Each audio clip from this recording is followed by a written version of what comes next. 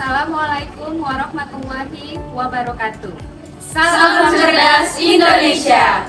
Adik-adik mahasiswa kedokteran gigi, selamat berjumpa kembali dalam video pembelajaran kali ini tentang prosedur diagnosis.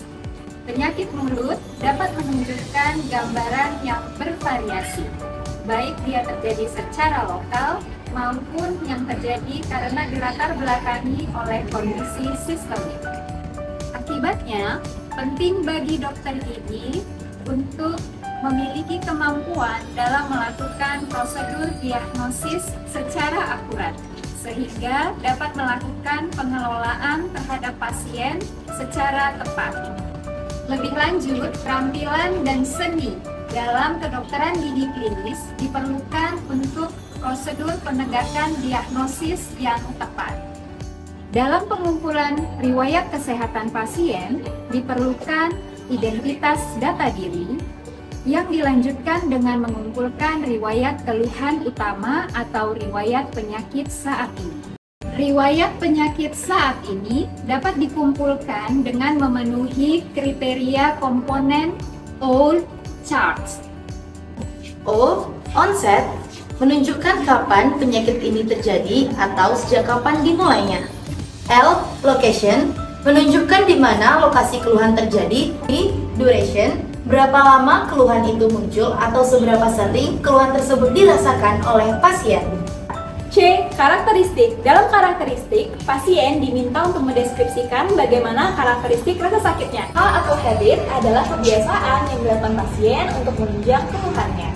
A atau aggravating artinya adalah faktor-faktor yang memperberat keluhan pasien. R atau relieving adalah faktor-faktor yang memperingan dari keluhan pasien. T atau timing. Pasien diminta untuk menjelaskan apakah rasa nyeri yang ia rasakan bersifat sementara atau sepanjang waktu dan konstan ataupun intermittent. S atau severity. Dalam hal ini diminta untuk pasien mengatakan kira-kira rasa sakitnya dari angka 1 sampai 10 berada pada rentang berapa. Riwayat penyakit saat ini dilanjutkan dengan pemeriksaan review of system, riwayat medis, riwayat sosial, dan keluarga. Setelah anamnesis, lakukan pemeriksaan ekstraoral yang terdiri dari bibir, sirkum oral, TMJ, kelenjar limfe, dan mata. Kemudian dilakukan pemeriksaan intraoral, yakni kebersihan mulut, gigi, gingiva, mukosa, palatum, dan lidah. Terakhir, lakukan pemeriksaan penunjang apabila diperlukan. Pada video berikutnya, kita akan melihat prosedur diagnosis pada suatu contoh skenario kasus seorang pasien perempuan yang datang ke klinik dokter gigi. Silahkan menyaksikan.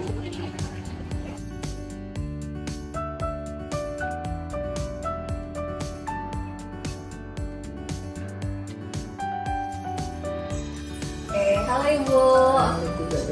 Perkenalkan, nama saya Rasmina Sendiri yang hari ini akan merawat Ibu. Pertama kita isi identitas terlebih dahulu ya Ibu. Untuk namanya Bu. Oke. Umur Ibu? 58.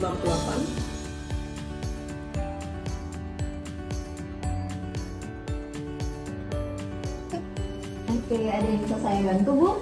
Ini dok, kenapa?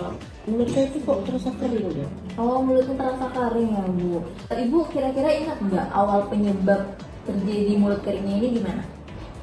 Ya saya nggak tahu dok, tiba-tiba kok kering. Memang terasa kok lama-lama nggak ada air liur gitu. Jadi ya kering aja gitu dok perasaan saya. Tiba-tiba aja gitu ya Bu. Oke. Itu keringnya terasa di semua rongga mulut Ibu atau? Iya dok. Oh, oke Bu. Udah berapa lama itu Ibu rasain? Kayaknya udah lama juga itu dok. Udah lama. Ibu kira-kira ingat nggak? Udah berapa?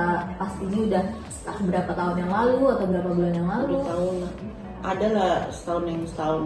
Oh, setahunan ini Ibu ngerasain mulut keringnya Bu. Dia ada rasa sakitnya Bu? Kalau pada saat sakitnya, kalau dia kering kali dok. Jadi untuk menginginkan air liur itu nggak bingung saya mau ngapain, apa yang saya makan gitu. Oh, oke Bu. Nah, di situ rasa sakitnya ada lidah itu. Oh, jadi kayak kering-kering ya. Saat kering kali dia jadinya diikuti dengan rasa sakit ya Bu. Ada kebiasaan entah suka gigit bibir atau jilat-jilat bibir gitu, ada nggak Bu? Oh, lihat bibir. Ibu sering ya jilat bibir. Oke Ibu. Kalau misalnya mulut keringnya udah lagi datang ini Bu, dia ganggu nggak Bu untuk makan, minum? Iya, ganggu dok. Oh ganggu ya.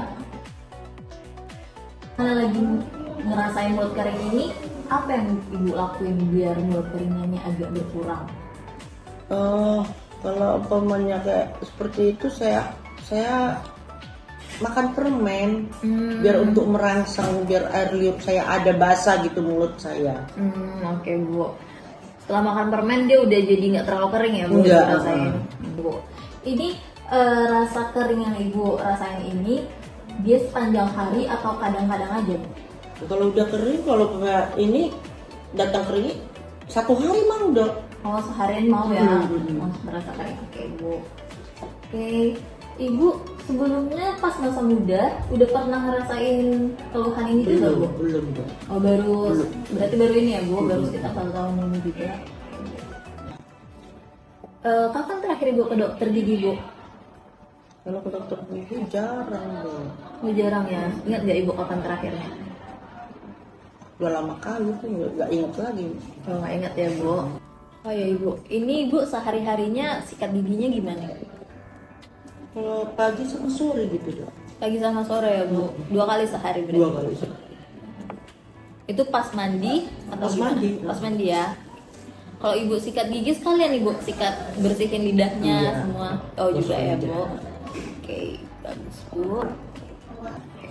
Ibu ada alergi obat? Oh Atau enggak, makanan? alergi obat enggak. Kalau makanan ada Bu? Ya kayak udang, siput, nah itu. Oh Ibu ada alergi seafood, oke.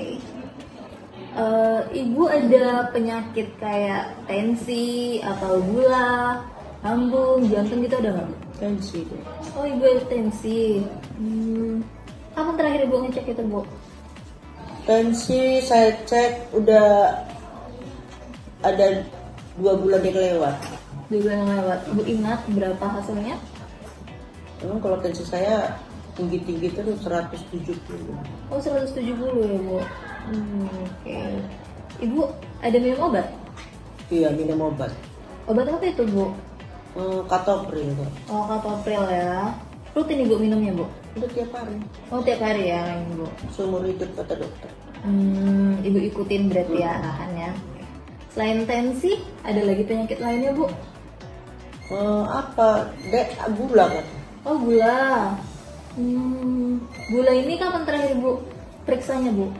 Kalau untuk gula memang saya nggak terlalu apa kali ke gula, tapi saya tahu kalau udah naik gula saya, perasaan saya udah nggak enak ya, keringat dingin, kepala pusing. Nah ini pasti udah naik gula ini.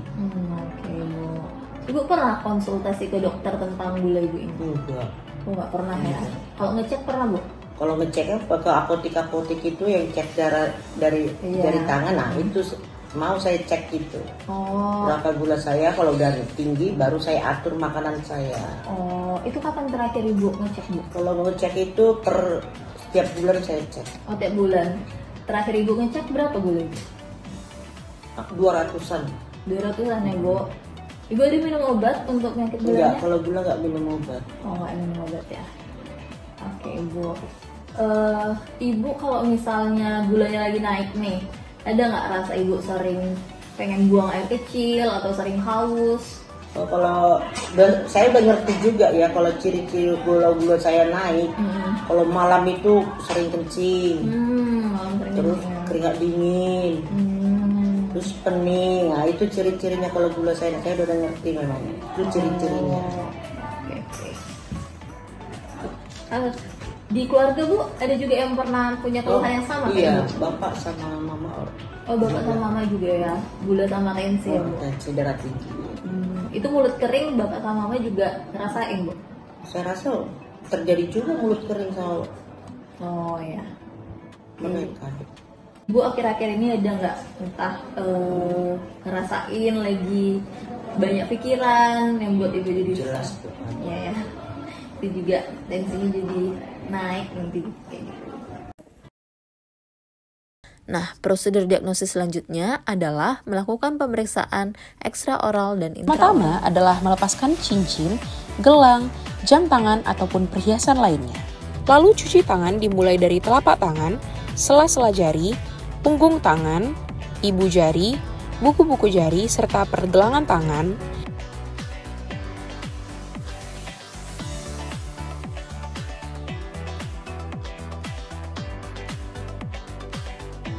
Lalu memakai APD dengan head cap, kemudian penggunaan masker, dan terakhir handscoon.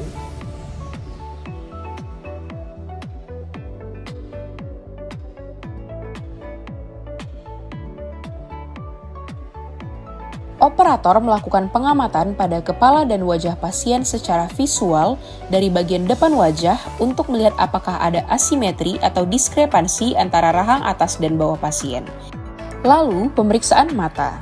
Di sini, operator mengecek mata dengan cara inspeksi apakah mata simetris atau tidak. Dan, sklera harus warna putih bersih, tidak berwarna merah ataupun kuning. Lalu lakukan pemeriksaan kelenjar limfe. Lakukan pemeriksaan dengan palpasi menggunakan bantalan jari tangan pada daerah submental, submandibular, dan servikal. Pada bagian servikal, instruksikan pasien untuk melihat ke arah berlawanan, yaitu melihat ke arah kanan ketika memeriksa kelenjar servikal kiri, dan begitu juga sebaliknya. Lalu didapatkan hasil yang teraba dan tidak terasa sakit. Selanjutnya pemeriksaan TMJ. Operator berada di belakang pasien dan mempalpasi daerah lateral kondilus mandibula secara simultan. Rasakan kepala kondilus bergerak saat pasien membuka dan menutup mandibula dan menggerakkan mandibula ke samping. 3. Pemeriksaan bibir dan sirkum oral. Pada pemeriksaan bibir, kita bisa melihat tonus otot, warna, dan tekstur apakah kering, desquamasi, cracking, ataupun fisur.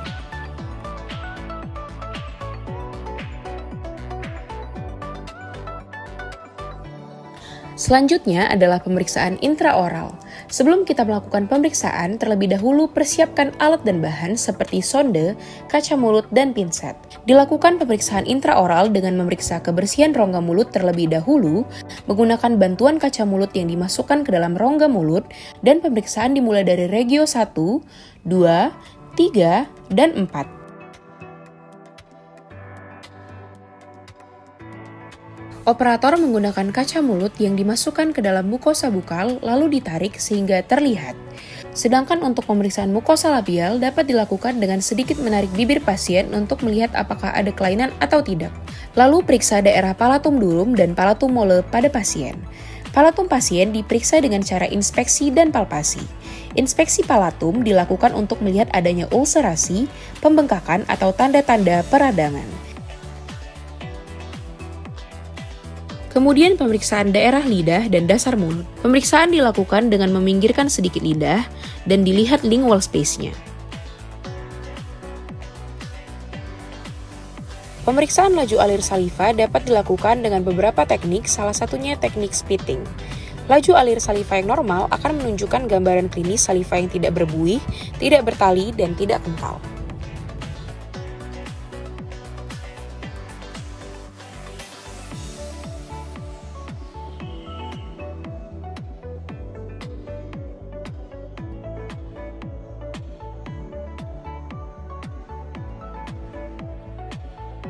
Setelah melakukan prosedur diagnosis, mulai dari anamnesis dan pemeriksaan klinis, maka diagnosis yang didapatkan adalah hiposalivasi yang dikaitkan dengan diabetes mellitus tidak terkontrol dan pemakaian obat antihipertensi. Sekian video pembelajaran prosedur diagnosis, semoga bermanfaat.